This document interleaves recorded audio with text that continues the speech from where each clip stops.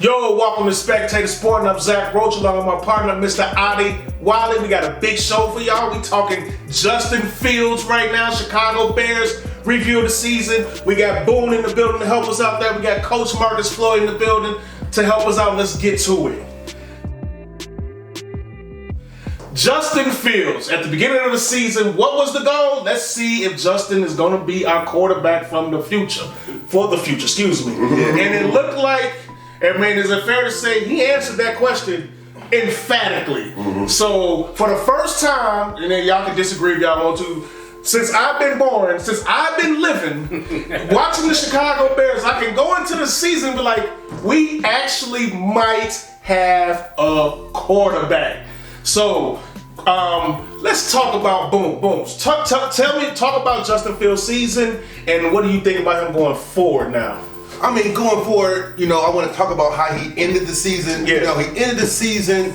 I want to talk about the passing game only, because if you add the passing game with the legs, of course, he's the quarterback of the future. You can scheme him, open and make plays happen. He's a playmaker. But just in the passing game only, kind of ended the season pretty bad. The last 5 games, all right, he didn't play the last game. All right, and the game before that against the Lions on January 1st, turn of a new year, okay, he was 7 for 21. All right, he had a terrible game. Yeah, he had a quarterback rating of 18.9. All right, it was pretty bad. He only passed for 75 yards, and it was a pretty bad game. Now the game before that was also nothing to write home about. He played against the Bills, and he was 15 for 23. All right, for 119 yards, and the quarterback rating of 52.4. All right, the game before that against the Eagles. I mean, this is game, and doing that at the game, I think against the Bills, it looked good. But you look at the stats, it's like that's not passing stats that you can really, stand on solid ground with. Okay. And in December 18th against the Eagles, he was 14 to 21 for 152 yards. All right, with a quarterback rating of 37. All right, in the last game I want to talk about against the Green Bay Packers, that was December the 14th, or December the 4th. He did throw for 254 yards. It's not a lot, but it was pretty good. He had 2 interceptions. He was 20 for 25. Was better, completion percentage. He had a quarterback rating of 92, which is pretty high, for him. But he had the 2 interceptions. So, he's just not there yet as a passer, but overall as a player, as a football player, playmaker, he's our guy going to the future. Absolutely. We also got to remember, a lot of receivers was dropping. I mean, they barely had any receivers in to begin with, but a lot of receivers was dropping in these last games. No Mooney.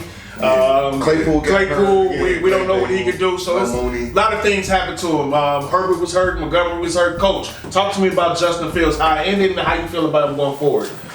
Going forward, I'm going to disagree with you. Oh. There was some years in there where Jay Cutler was a quarterback. So I'm going to disagree with you on that. Okay. He wasn't the best locker room guy. Was you ever this confident going into a season about a quarterback? No, I'm not this confident. We got a quarterback of the future. Yeah. I'm going to kind of go on what Boone was saying. I had some major concerns, and knowing that Claypool only played 4 snaps against Detroit, no Mooney, offensive line was just horrendous. I still had some concerns that Detroit game. Because he hadn't been that bad. And I know the weapons and the offensive line had been bad or whatever. He hadn't been that bad. And it was just like the energy wasn't there. I don't know if the season he had just gave it up or whatever. That was some major concerns. That was a shocker. And I know we're talking about Justin Fields. It was just that did not look like the Chicago Bears. No, it was a lot of guys out there tackling, making business decisions. So that just overall, I want to start off with, that was a concern with Fields. He's the leader. Yeah. And so if he's playing that bad, I don't know if guys decided like, hey, you know what, my quarterback don't care. But it was just, something was kind of funky about that. And I'm glad he did not play the last game, because I was kind of concerned about that.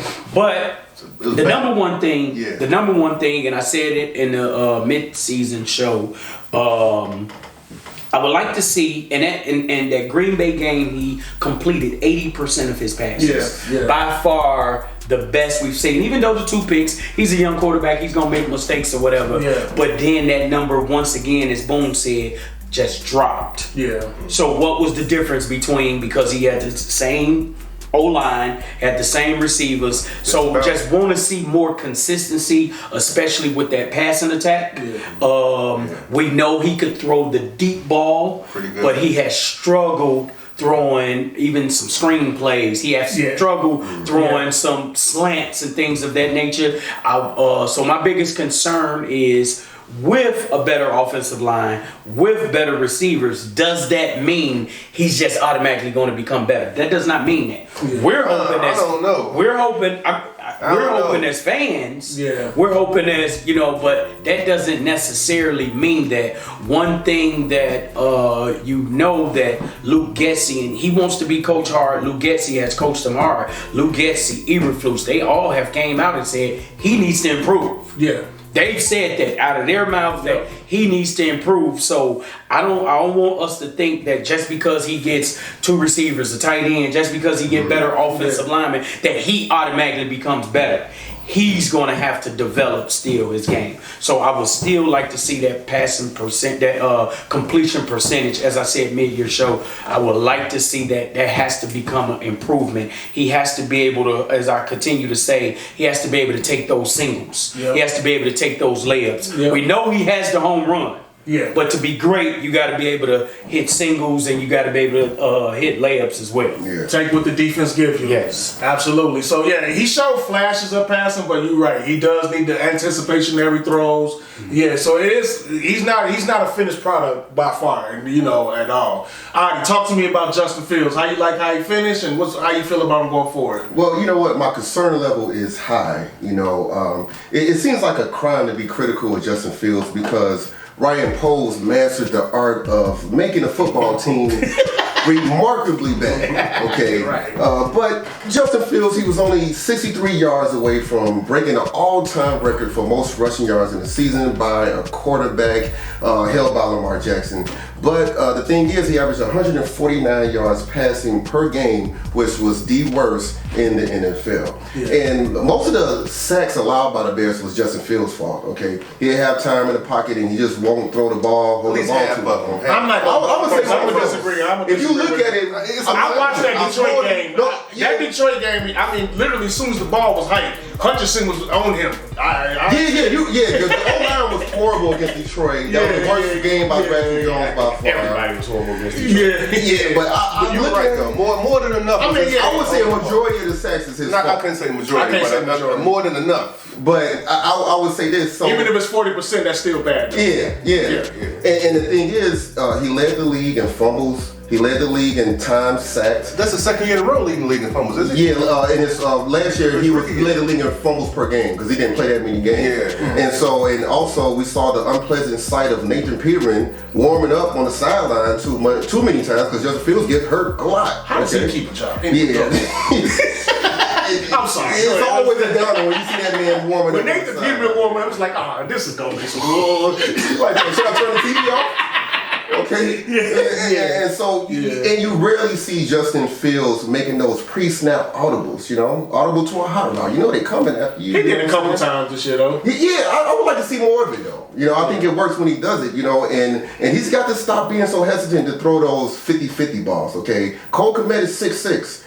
Chase Claypool is 6'4". You can get him some 50-50 passes. So let me ask you a question. As a quarterback, and you got Pettis in a 50-50 ball, you throwing it? No. Pettis, I've seen him drop third down, fourth down. It's a difference. Like, look at Jalen Hurts. When you see AJ Brown in a 50-50 ball, that's an easy decision. Yeah. They got chemistry together. They got chemistry together. But I'm just saying, this is first year there. Mm-hmm. This AJ Brown first year there. All I'm saying is like, I think the trust in the receivers got to be there too. Yeah. And Dante Pettis, St. Brown, these guys. Are you throwing them 50-50 balls? No. I ain't throwing them 50-50 balls. And I agree with that because in an interview, end of the season interview, Ryan Poles said in order for Justin Fields to get better, they got to help him by getting more talent and what they got to do in this offseason. So, even the general manager said it himself. True. Yeah. But now here's the thing. Now, Marcus said that Claypool only played 4 snaps against the Lions. I think So that will because I was wondering why he wasn't getting no targets that game. He only got 1 target that game. Yeah. So they need to work on the offseason, get together this summer or something like that. Now I would say even if Justin Fields doesn't ever become a better passer than Michael Vick and Lamar Jackson,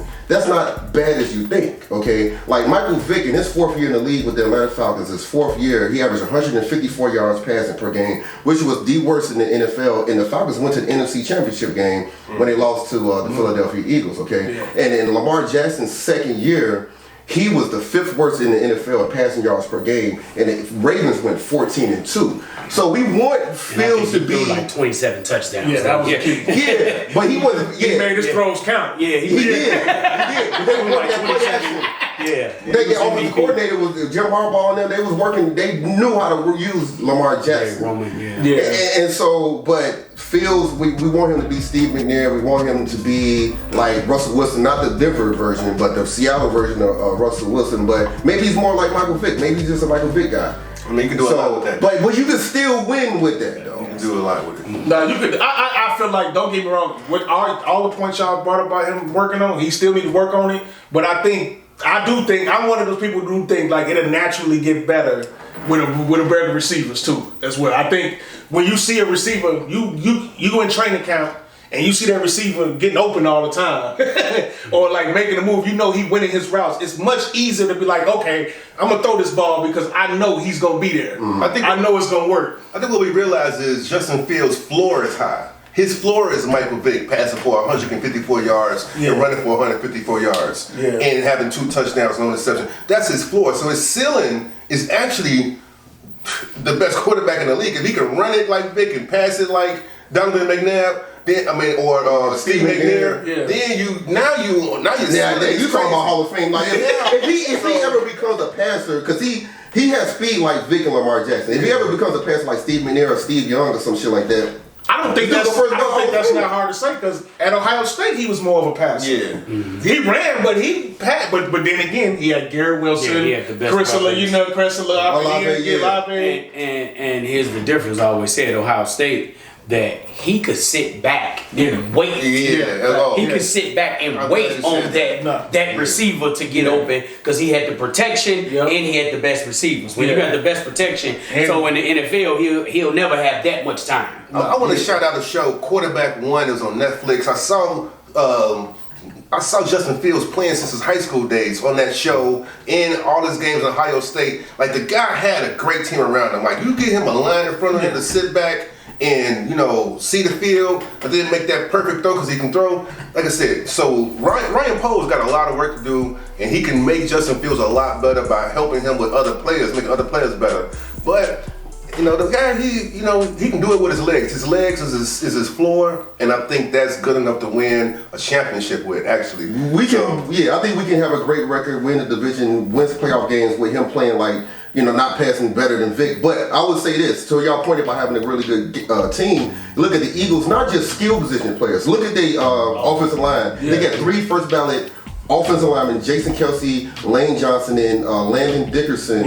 All of them made the Pro Bowl first ballot for the Eagles this year. Then you look at the 49ers with, what's his name, Trent Williams, the left tackle, and then you got Kyle Juszczyk, the fullback, first ballot Pro Bowlers on the team. So, and then I'm not even talking about Deebo Samuels and George Kittle and A.J. Brown and all. So it's like these teams, they have perfect teams. That's what I'm saying. Justin Fields, that's what we got to remember. Look what Justin Fields is working with and compared to the quarterbacks that we trying to compare him to. He really was working with not that much.